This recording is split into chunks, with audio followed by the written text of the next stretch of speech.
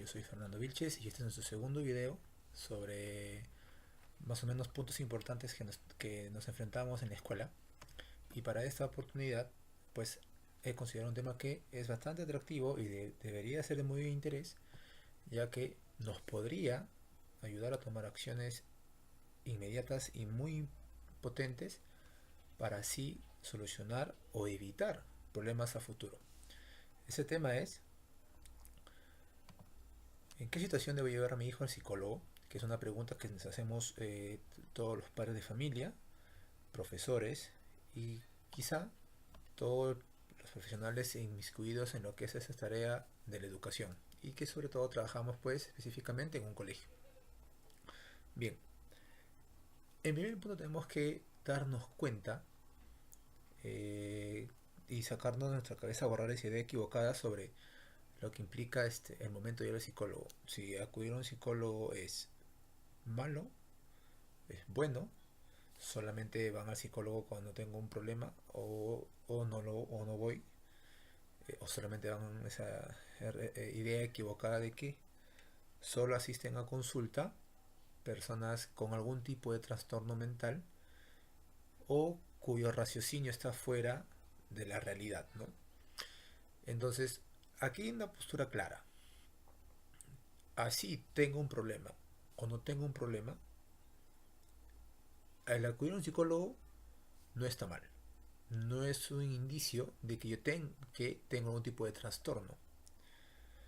Todo va a depender de lo que cada uno considere necesario. Tenemos que tener algo bien en claro. Un psicólogo no es no nos van a solucionar nosotros los problemas, no es un especialista en solucionar problemas.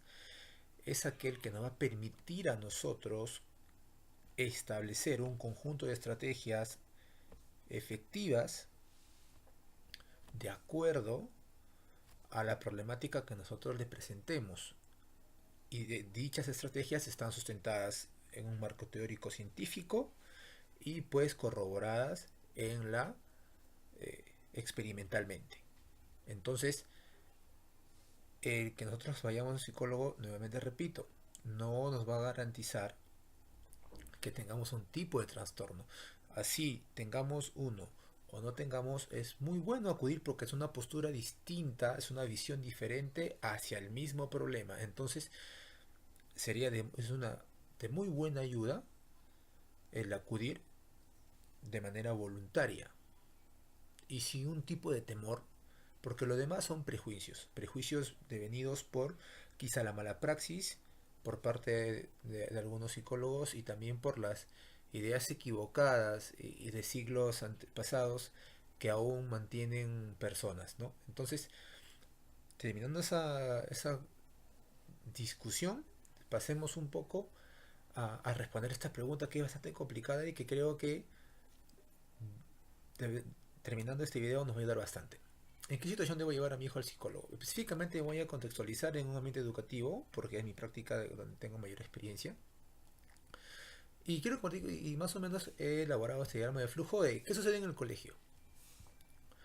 Es decir, cuáles son como la especie de proceso que sigue la derivación a un estudiante, ya sea de nivel inicial, primaria o secundaria, en un colegio regular.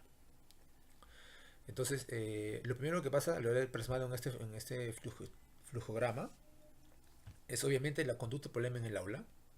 Y cuando nosotros referimos a conducta problema en el aula, tenemos que tenerlo bien claro. Toda conducta problema es aquella conducta o conductas que se manifiestan en el aula, los cuales ponen o afectan el correcto desenvolvimiento y desarrollo del proceso enseñanza-aprendizaje, ya sea tanto del individuo como de aquellos individuos con los que conforman su contexto inmediato. Es decir, una conducta va a ser definida como problemática cuando afecta negativamente al mismo individuo y a aquellas personas con las cuales comparte el contexto. En este caso, en un colegio, Una conducta problema sería siempre y cuando afecta al propio niño y también a sus compañeros, al profesor, inclusive a todo el sistema educativo. ¿Por qué? Según Valles Arándiga, por ejemplo, él considera de que una conducta problemática también afecta al sistema educativo, específicamente al colegio, cuando su conducta no está ayudando a cumplir los objetivos de aprendizaje. Por ende, pone en riesgo, como lo pone en riesgo, es una conducta problema, porque no valora los estándares que se ha propuesto el colegio para en ese espacio cronológico definido. Entonces, de tal manera, una vez que hemos definido una conducta problema, lo que viene obviamente es las quejas en la agenda. Las típicas quejas que se ponen, por ejemplo, hoy día Pepito, hoy día Luchito pegó a su compañero, o señor padre de familia conversó con su hijo, el niño no terminó de copiar la pizarra. Señor padre de familia conversó con su hijo porque hoy día hincó con el lápiz a su compañero en la mano. Señor padre de familia, su hijo se distrae mucho en clase. Señor padre de familia, hoy día su hijo golpeó a su compañero, conversar con él.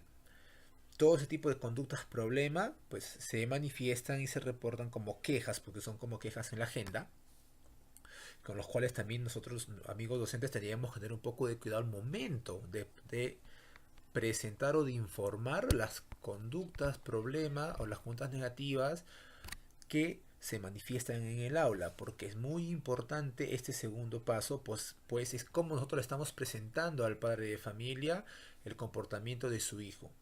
Entonces hay que tener bastante cuidado, utilizar bastante nuestro criterio para poder, al momento de hacer las quejas en la agenda. Que está mal dicho quejas, pero yo ahorita le voy a explicar por qué. El tercer paso es la citación y entrevista con el padre de familia. Y el último paso, obviamente, todo deriva al final con la derivación al psicólogo. Entonces, en este cuatro pasos lo que sucede en todo colegio regular es prácticamente esto sucede sí o sí. Entonces, a partir de esto nace otra pregunta más. Todo niño derivado del psicólogo requiere terapia. Es más, todo niño requiere ir al psicólogo.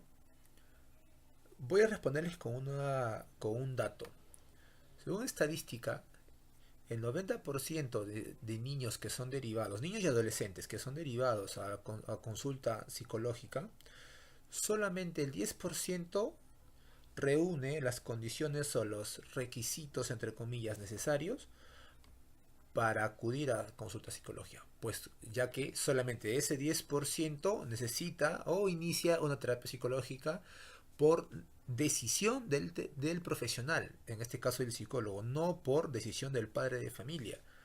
Es decir, que solamente el 10% de todo el 100% de niños y adolescentes que son derivados a un psicólogo presentan las características, las condiciones para iniciar una terapia psicológica. Y entonces ese gran número, que es un 90%, no. Entonces, ¿por qué?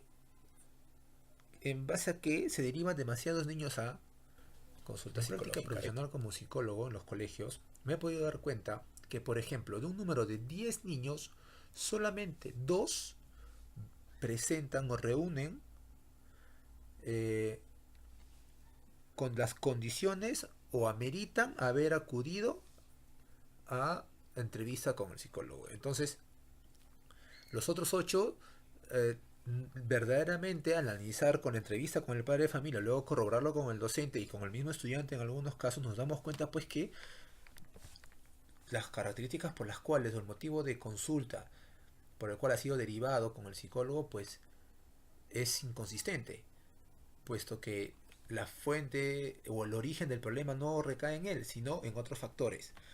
Entonces, tenemos que darnos cuenta que, profesores, tenemos que tener bastante cuidado al momento de decir al padre de familia que deriva al psicólogo, porque a veces la mala praxis y la visión también que tiene el trabajo psicológico en un colegio es pues que como todo niño ya se portó mal, tiene que ir al psicólogo. Cualquier cosa al psicólogo. Entonces, el tema de la presencia del psicólogo no es por un tema de un puesto más. O sea, es un puesto muy importante y en realidad es un trabajo bastante influyente en lo que es en el desarrollo del niño. Entonces tenemos que valorarlo y tener bastante cuidado al momento de eh, acudir. Entonces, aquí nace el primer punto importante. El trabajo del psicólogo es preventivo dentro de un colegio. Entonces el psicólogo en un colegio no hace terapia, no hace diagnóstico. El, el psicólogo en un colegio, su principal función es garantizar y optimizar el proceso de enseñanza y aprendizaje a través de la práctica y teoría psicológica. Entonces, a partir de eso, nosotros tenemos que trabajar en conjunto con los docentes y padres de familia para cumplir este objetivo. Y específicamente en este caso, la propuesta que vengo a presentarles es la siguiente. El primer paso es que todo docente, y en este caso también todo padre de familia, deben de entrevistarse mutuamente. Ya sea el docente llamar al padre de familia o el padre de familia acudir a él. Haya o no haya motivo. En este caso, el motivo principal va a ser informativo. El segundo paso es, pues, en caso se presente la conducta problema en el aula, inmediatamente no llamar al padre de familia, sino el docente tiene que hacer un estudio, es decir, de impacto en el estudiante. ¿Qué tanto esta conducta problema está afectando al niño? ¿En qué medida está poniendo en riesgo la adquisición y desarrollo de capacidades tanto de él como la de sus compañeros? Y para aquí tenemos que tener en cuenta la frecuencia y el tiempo. Es decir, por ejemplo, si Pepito golpeó a su compañero porque éste, sin motivo aparente, yo no puedo catalogarlo a Pepito como un niño agresivo, sino tengo que verlo en un tiempo determinado. Ahora, tampoco exagerar con el tiempo del periodo ventana, entre comillas, para ver, para observar la conducta, si esta se vuelve a repetir, sino tengo que, dentro de un espacio definido, ver si esa se vuelve a repetir y bajo las mismas condiciones. ¿Ya? Entonces, una vez identificado el impacto de esta conducta del problema en el estudiante, voy a poder yo hacer qué cosa, la autoevaluación de factores influyentes, es decir, cuáles son los factores que están incidiendo que esta conducta pueda presentarse y de esa manera afectar al estudiante. Muchas veces no se hace este paso y recurrimos de frente a reportar la agenda, a entrevistarse al padre de familia y de frente dirigirlo con un psicólogo. Entonces aquí el docente va a ser, número uno, si esta conducta tiene como origen principal, porque generalmente no es una sola fuente, hay varias fuentes que originan esta conducta problema, solamente corresponde al niño, corresponde al colegio o corresponde al padre de familia. Entonces, en este tipo de autoevaluación, como lo he puesto aquí, puesto autoevaluación porque tanto el docente tiene que autoevaluarse él, es decir, si la práctica o sus estrategias están afectando y originando que esta conducta de problema se presente, o en este caso el padre de familia, a través de su estilo de crianza e interacción con el niño, está originando que esta conducta de problema se presente en sus hijos. Entonces, una vez hecho esta evaluación y concluyendo que pues principalmente la conducta del problema es en el niño porque se repite con frecuencia y en un tiempo ya cada vez mayor, pues eso ya es un indicio de que la conducta problema corresponde al niño. Entonces el profesor va a reporta en la agenda, reporta, acá dice reporta, que tener bastante cuidado, es un informe, no es una queja. Por ejemplo, Pepito, yo no voy a, muchas veces he encontrado estas cosas en el colegio, en las agendas que reviso, ¿no? Pepito golpeó a su compañero de manera brusca y tosca. Conversé con él. María agarró el lápiz y rompió y lo rompió, y no siendo de ella, etcétera. Entonces, son quejas. Otra también que puede ser: Jorge ya varias veces se para de su sitio y no hace caso a la profesora. Entonces, simplemente uno tiene que poner lo que ve. El profesor tiene que poner lo que ve. Es decir, si yo vi que Jorge se paró, o si yo vi que Jorge lo golpeó, lo pongo. Y acá tener bastante cuidado que evitar el guiarnos de otros compañeros, porque eso no sería tan objetivo. Entonces, reporto en la agenda simplemente lo que veo. No interpreto nada, simplemente se reporta lo que se observa. Luego, el siguiente paso recién con la entrevista con el padre de familia para informar acerca de los reportes de la agenda, y para eso es muy importante el empleo del anecdotario en el aula para sustentar al padre de familia la presencia de esta conducta problema. Y nuevamente ahí estamos midiendo la frecuencia y también el tiempo. Entonces, aquí en esta entrevista con el padre de familia se le va a informar sobre qué impacto tiene en el desarrollo del estudiante, qué cosas va a lograr, no está logrando el niño debido a esta conducta, y qué se ha estado haciendo en ese tiempo para poder corregir. De esta manera el padre de familia tiene dos visiones: el docente intervino y no pudo, entonces el niño requiere una intervención externa, y esa intervención externa es con el psicólogo. Entonces estamos viendo que aquí el docente es el primer agente de intervención. Una vez, obviamente dando el tiempo establecido y muy prudente, y una vez que esta intervención ha sido identificada como no efectiva, recién se solicita la intervención de un profesional externo. Entonces tenemos que tener bastante cuidado, queridos profesores, al momento de derivar a un niño con un psicólogo, y también padres de familia, así como este proceso de autoevaluación no solamente la debe hacer el docente, sino la debe hacer también el padre de familia. Si el docente, lo dicho por el docente en la entrevista con el padre de familia, corrobora la conducta y los resultados o el comportamiento del niño en el hogar, pues obviamente hay mucho más información y que va a ser muy valiosa al momento de acudir con un psicólogo. Entonces, de esta manera y bajo estas premisas, pues respondríamos a esta pregunta: ¿en qué situaciones debo llevar a mi hijo al psicólogo?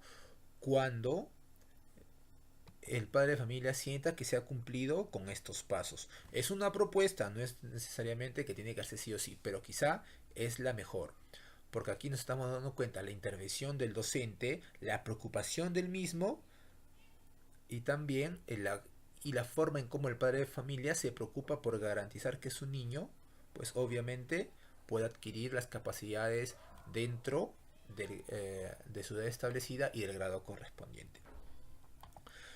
Buenos queridos amigos, espero que les haya servido este video y nos estamos viendo la próxima semana con unos nuevos tips. Cuídense y muchas gracias, profesores.